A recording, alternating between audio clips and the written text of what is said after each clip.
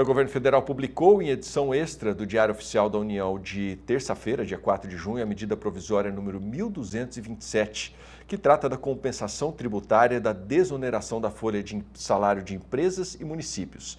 A proposta já está em vigor e limita o uso de créditos tributários com PIS/COFINS.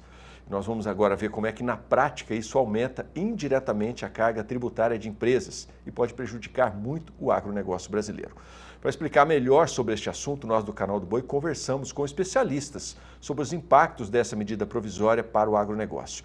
Você vai ver agora um trecho da entrevista realizada ontem pelo Fabiano Reis com o analista de mercado de grãos, o Cristiano Palavro. Na prática, o que a gente viu na terça-feira com a publicação da MP 1227 foi uma tentativa do governo de sanar as contas públicas através de um aumento da arrecadação de impostos, um aumento da carga tributária. Apesar dos próprios sites e meios de comunicação do governo salientarem que não houve um aumento da carga tributária, e sim um ajuste de pontos em desalinho que tinha na política de créditos, na prática o que foi gerado foi sim um aumento tributário no Brasil. Isso se deu, Fabiano, primeiro falando da motivação disso, né? O governo tentou reonerar a folha de pagamentos, fez ali medidas para reoneração da folha de pagamentos, uma medida ali que traria aos cofres públicos cerca de 26 bilhões de reais, mas não conseguiu devido ao barramento disso no Congresso. Para tentar trazer esse caixa de volta às contas públicas, o governo colocou esse MP, mudando algumas regras do ITR, mas esse não é o problema principal, e sim a política de PIS e COFINS. Na prática, o que o governo fez foi com que os setores compradores, né, as indústrias, as empresas brasileiras, que aproveitavam o crédito gerado de PIS/COFINS na entrada, né, na compra dos seus insumos, para abater os seus impostos na saída dos seus produtos. O governo fez algumas mudanças, colocando que esse crédito de PIS e COFINS da entrada só poderia ser usado para abater PIS e COFINS da saída e não outros impostos.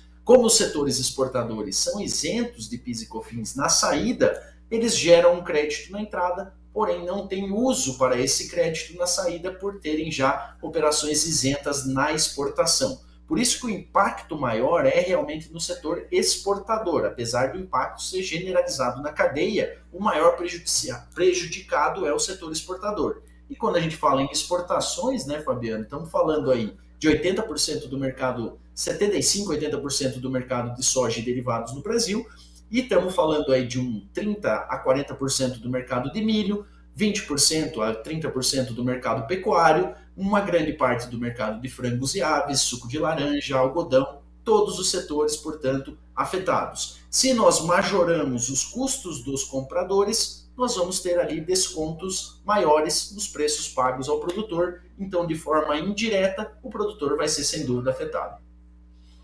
O produtor vai ser, sem nenhuma dúvida, afetado. Eu vou chamar de ganância por impostos, né, de cobrir as contas de qualquer forma.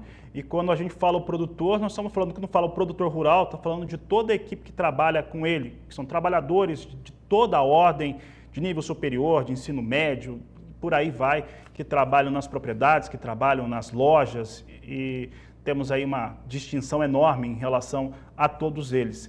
Como é que essa medida provisória que se acreditava que não passaria, né, que não seria publicada, publicou e, de repente, a gente pode-se ter uma maneira de rever este cenário que trouxe ali uma paralisação nas negociações, um susto bastante grande em diversos setores no Brasil, Cristiano?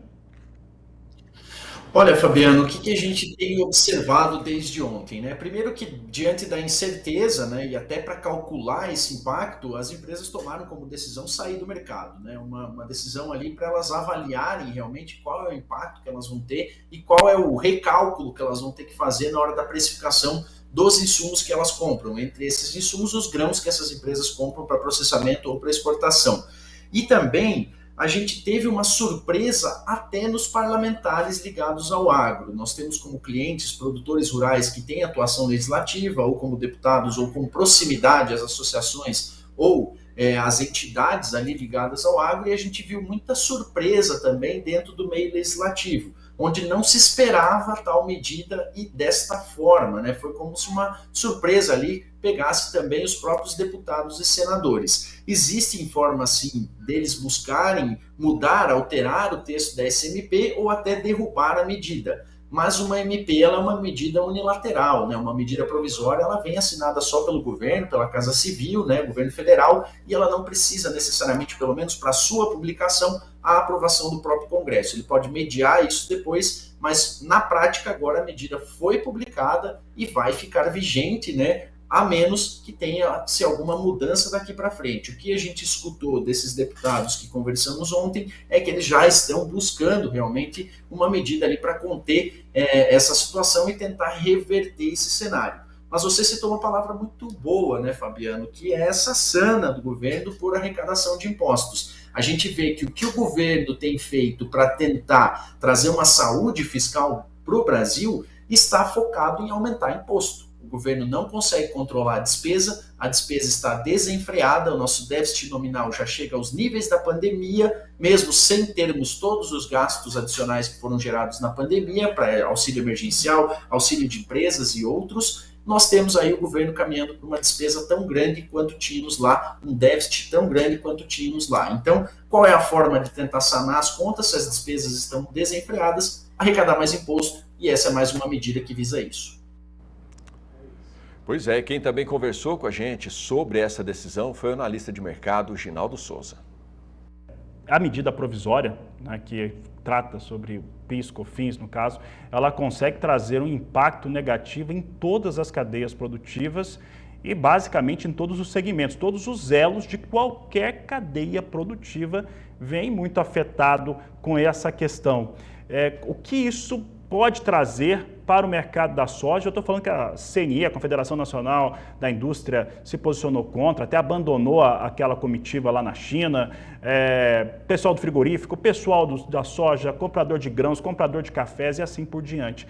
O que isso pode trazer de impacto no mercado da soja? Bom, isso traz um impacto muito grande porque representa naturalmente custos para as empresas. É claro que na exportação você não tem o PIS e COFINS, mas isso me chama a atenção, Fabiano, porque, lamentavelmente, se essa medida provisória realmente ficar estabelecida do jeito que está, da maneira como foi colocada, amanhã ou depois o governo pode querer colocar PIS e COFINS também na exportação.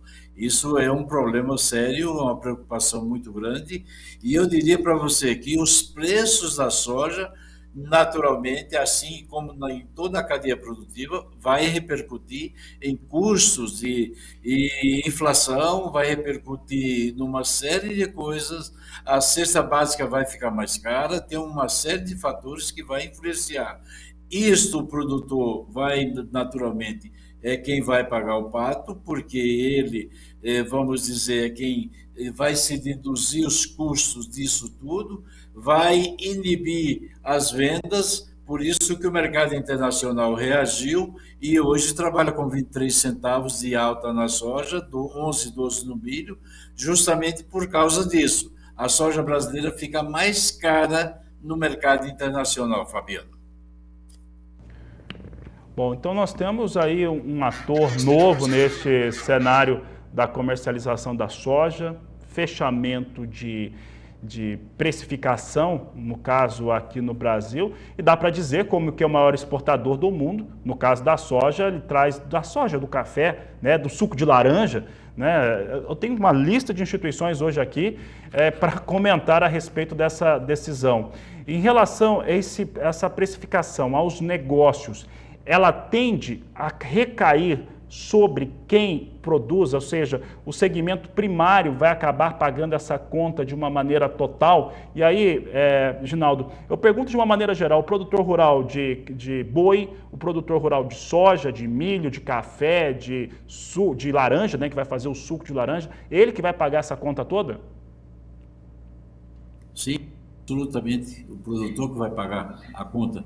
Porque, na realidade, quando você vai fazer os custos, por exemplo, de soja, café ou outro qualquer produto, você vai colocar o quê? Você vai pegar o preço internacional, menos o frete, menos os FOBs, que são as despesas portuárias, e vai pegar naturalmente os impostos que você vai ter que pagar, colocar os impostos.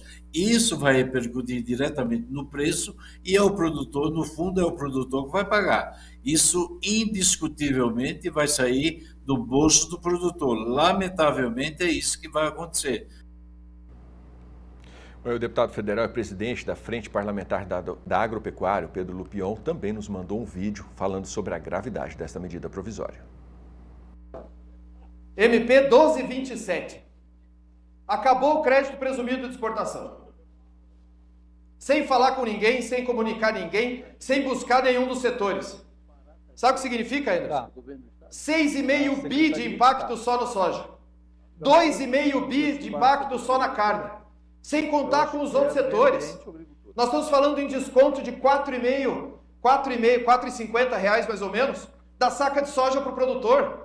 Estamos falando em quase R$ 11 reais de desconto na arroba do boi. Uma medida completamente irresponsável, sem falar com ninguém, sem consultar nenhum dos setores, e que agora está tendo uma grita geral, está tendo uma resistência geral de todo o setor produtivo brasileiro, porque você não pode mudar a regra do jogo no meio do dia, e agora estão repensando a história. E a gente sempre fala que da porteira para dentro a gente dá conta, agora da porteira para fora tá difícil.